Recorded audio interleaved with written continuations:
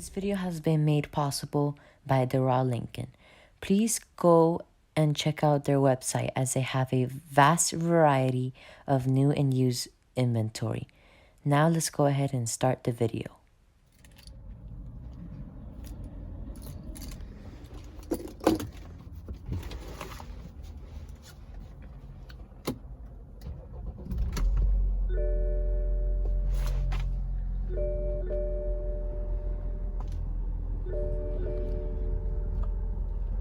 As you can see, the vehicle did chime a couple of times, indicating that there is a problem, but that's fine. At least it's still the car's still working. So you can see it's pretty basic in here because this is one of BMW's older models, but the new X3 is awesome. I'm not saying this was bad, but it's still pretty good. But I love the new one. So let's go ahead and turn on our headlights, fog lights, and the hazards.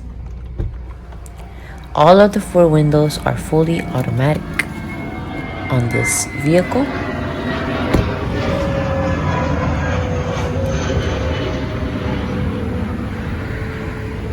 Here are your LED turn signals.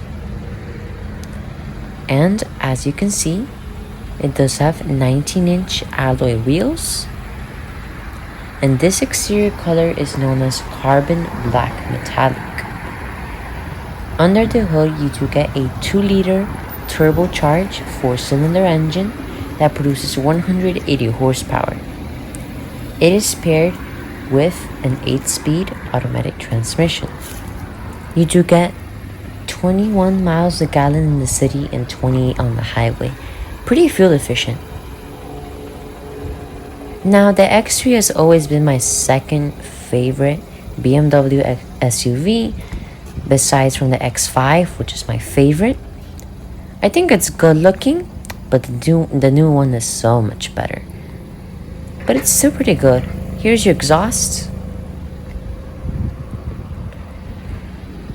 And exterior-wise, I have to say, it is a typical German car, very stylish, very aggressive. So now let's go ahead and check out the interior. Your door panels are right here. Soft touch right here. And it does have a black leather interior, although these leather seats feel a little worn out. They're not as comfortable as the newer seats. Let's go ahead and turn off the headlights, the fog lights, and the hazards. And as you can see, here you do have your gauges. Nice and simple.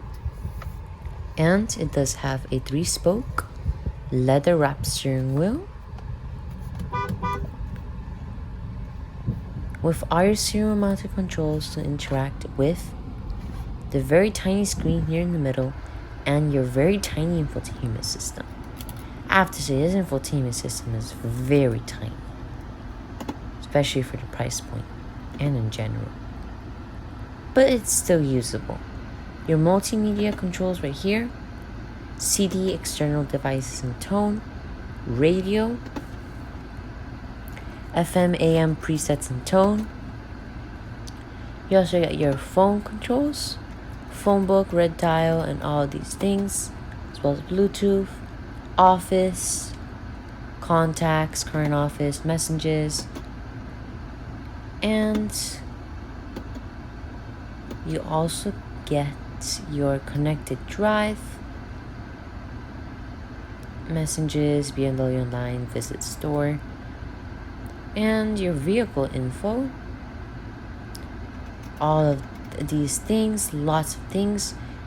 You even get an electronic owner's manual, which is pretty cool.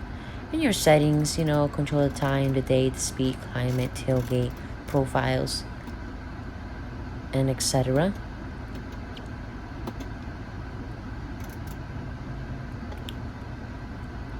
So I'm not a fan of the infotainment system, and it was a little bit dated. It was actually very dated. But it's still a good infotainment system, kind of. 2 air vents with your hazards, with your dual zone climate control right here.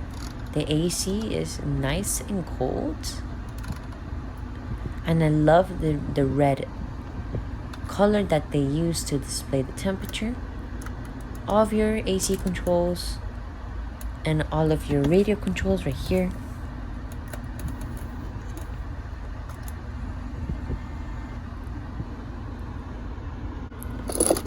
Two little cubby spaces right here, good for storing your keys or some small items, maybe even a phone. Gear shifter, electronic gear shifter, 8-speed automatic transmission with manual shiftability.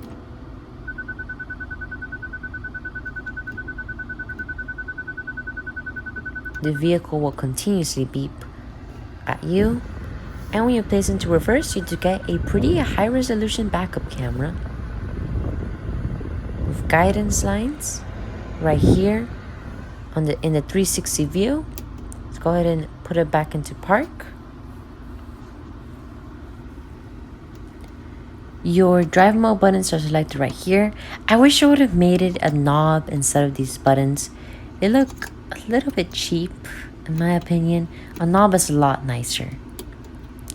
Your electronic parking brake with your auto hold and parking assist. So you have your Eco Pro mode, comfort mode, and sport mode. I will usually leave it in eco mode or comfort, but when I want to be racy, I'll just put it in sport mode for fun. Your infotainment system knob and all your buttons right here. I really love the trim along the interior. With your center console, it is leather wrapped, and with your 12-volt power outlet and a USB and auxiliary jack. These leather seats look like the leatherette seats in our Jetta for some reason, lol. Glove box, 3 memory garage settings, rear view mirror, SOS button, and 2 lights right here. It does have a sunroof, or I should say a dual moonroof, which is even nicer. I love dual panoramic moonroofs. They're literally fantastic, especially when it's like 50 something or 60 something degrees outside, or it's just a extremely nice day when the humidity's nice and low. It's just awesome to open your sunroof and let all of that fresh air come in.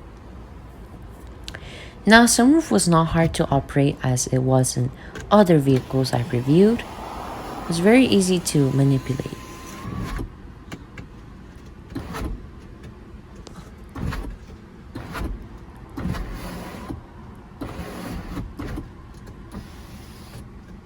I really love this dual moonroof. Let's go ahead and put the shade back on. And you also get your sun visor right here. It does slide. Lighting controls, fog light controls, window controls, and your gauge dimmer brightness controls. Now let's go ahead and go into the back seats and see if it's good back there, or if it's horrible, or if it's amazing.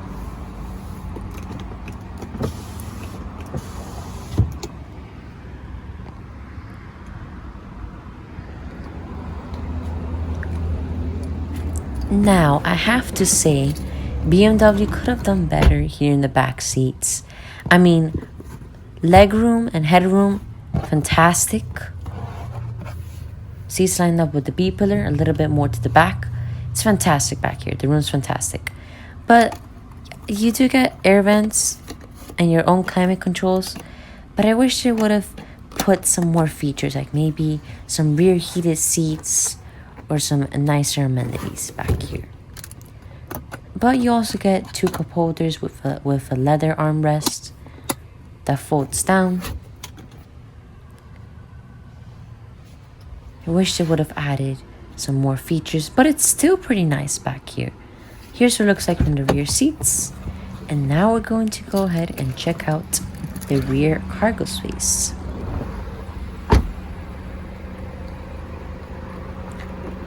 Obviously, at this price point, you get a power liftgate. It is definitely expected. Now, I have to say, this is where this vehicle really excels. Cargo capacity is absolutely awesome. You can fit so many things back here. Very versatile, very roomy, and you also get storage under here. A little bit. Just a little bit to put some smaller items. But there's still lots of space back here. Let's go ahead and close that. And that sums up the review of the 2017 BMW X3. I love the 2021 X3 a lot better, but this is still a good German luxury SUV. The only thing is you don't get heated seats in the front or back, so that's something that BMW should have put. But other than that, and some other features that it lacks, it's still a very nice luxury car. Thank you so much for watching. Be sure to like, comment, subscribe, and leave your review suggestions below.